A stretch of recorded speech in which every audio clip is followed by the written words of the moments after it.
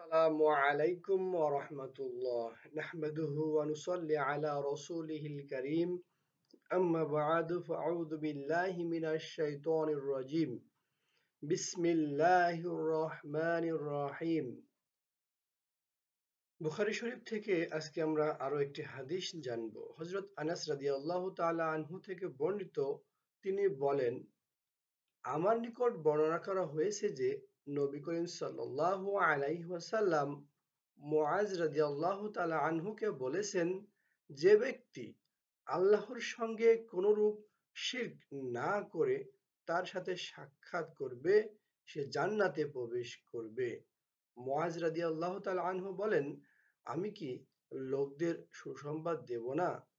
তিনি বললেন, না, আমার আশঙ্কা হচ্ছে যে তারা এর উপরই ভরসা করে থাকবে।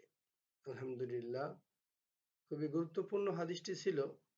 কেননা আল্লাহ রাসূল সাল্লাল্লাহু আলাইহি ওয়াসাল্লামের মাধ্যমে যখন মুআয রাদিয়াল্লাহু তাআলা আনহু জানতে পারলেন যে যদি কোনো ব্যক্তি শিরক ছাড়া আল্লাহর কাছে পৌঁছায় তাহলে কি আল্লাহ রাব্বুল আলামিন তাকে জান্নাত দান করবেন, তখন মুআয রাদিয়াল্লাহু তাআলা আনহু বললেন কি, যে আমি কি মানুষের কাছে এটা পৌঁছাই দিব?